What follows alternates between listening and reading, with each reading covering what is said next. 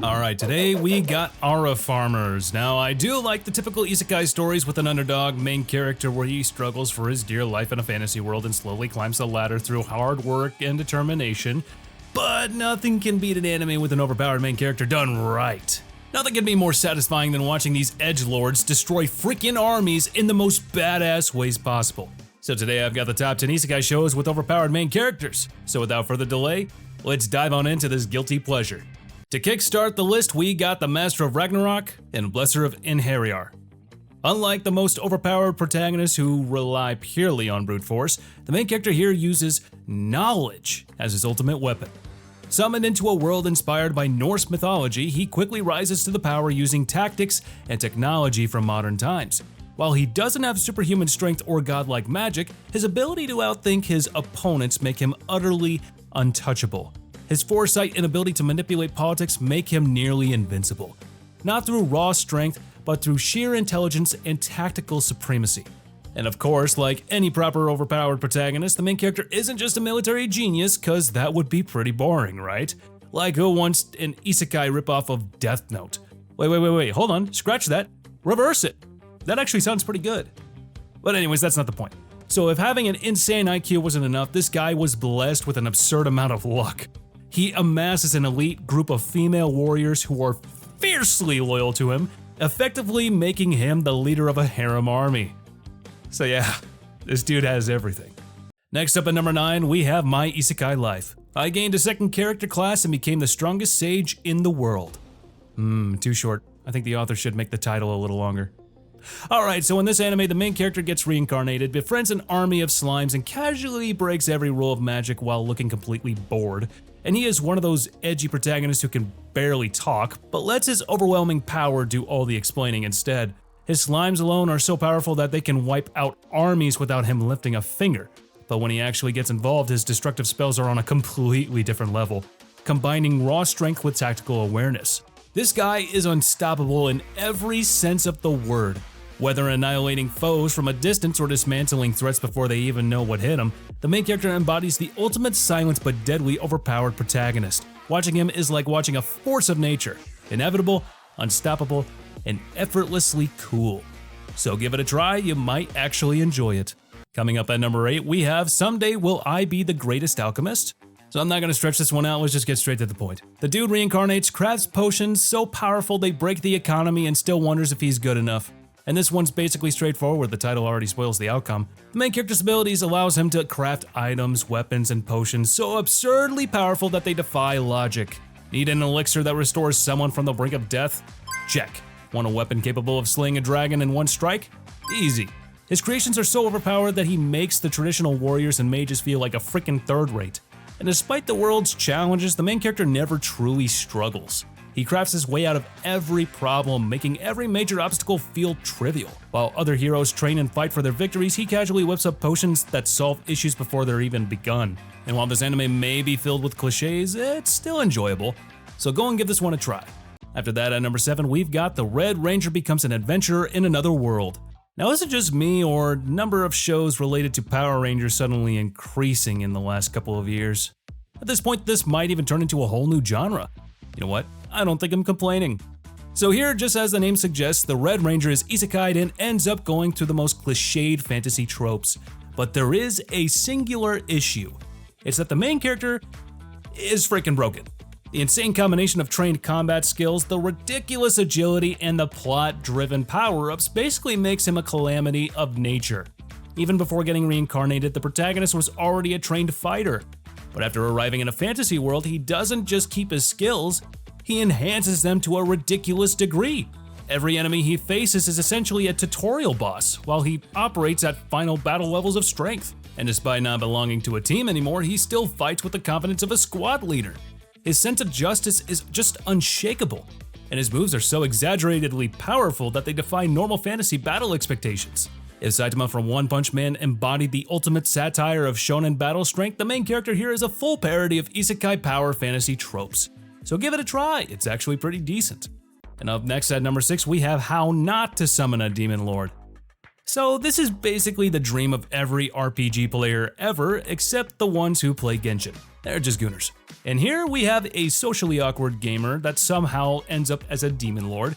Then he accidentally enslaves 2 girls and proceeds to humiliate the entire world with cheat tier magic, and to call this main character strong, well, that just isn't enough.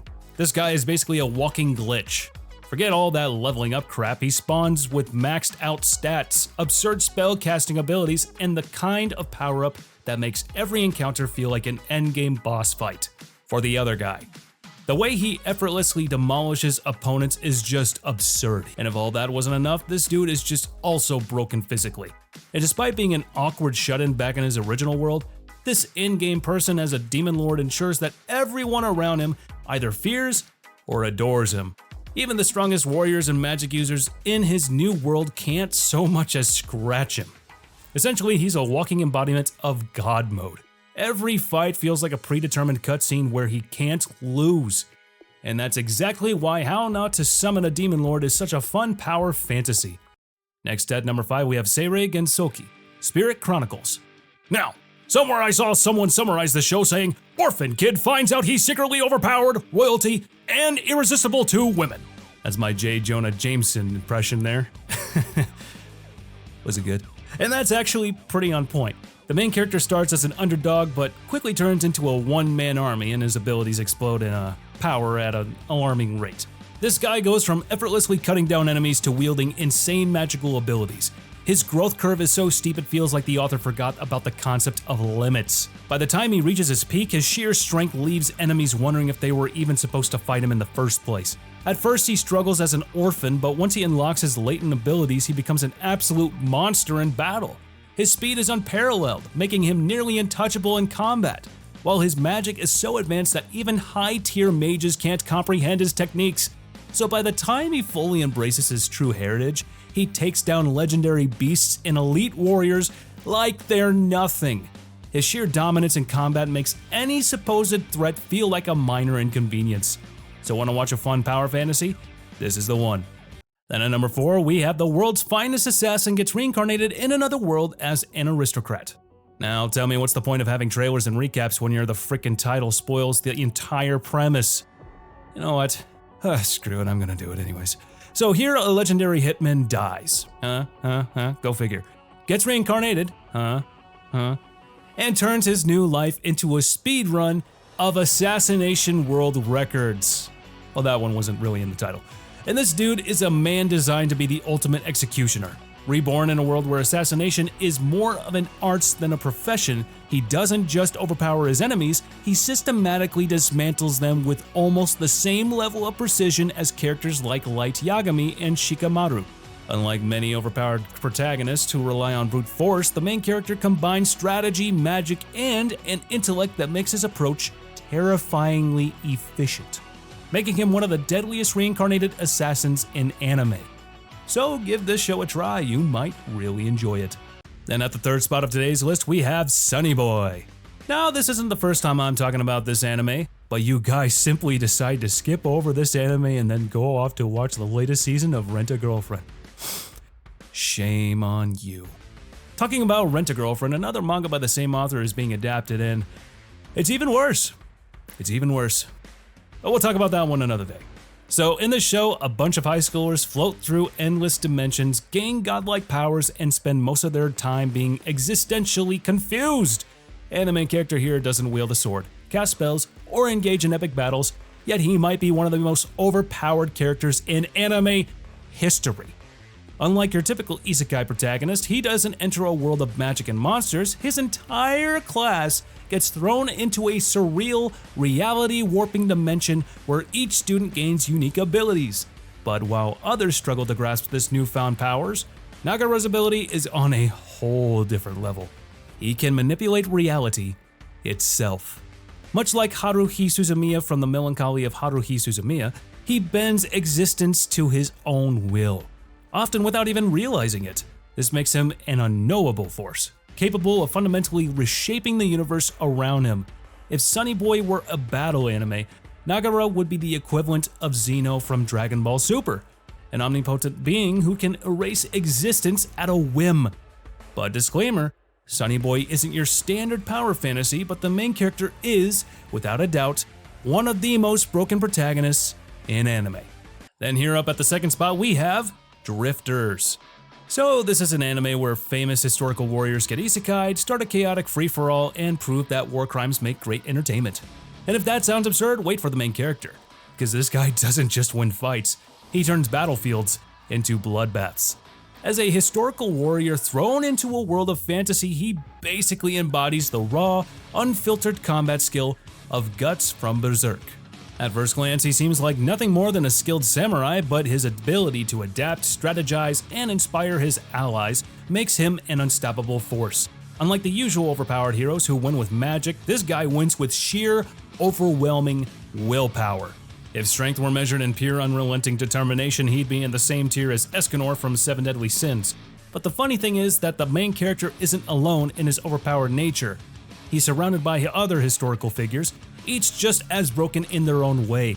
But even among legends, he stands out. He thrives in chaos, fights with a ruthless efficiency that borders on madness, and refuses to back down even when outnumbered. Such a damn good show. Definitely worth giving it a try. But of course, we obviously have at the top spot, the Eminence in Shadow. A delusional edgelord accidentally creates a world-dominating secret organization filled with waifus, and after that, the dude thinks he's just playing pretend. And before I start talking about the main character, I need to talk about something. So to all the folks on the internet who keep arguing that this show is on par with stories like Re:Zero, Omniscience Reader, and Mushoku Tensei, you're pushing it a bit too far. I mean, don't get me wrong, this show is good, but in comparison to those, it doesn't even come close. I have to say this because the amount of people I have seen putting Eminence in Shadow on the same level as the other shows is just, it's outrageous. If you'd like to hear more of these thoughts, I'll put that in another video, but it just has to be said.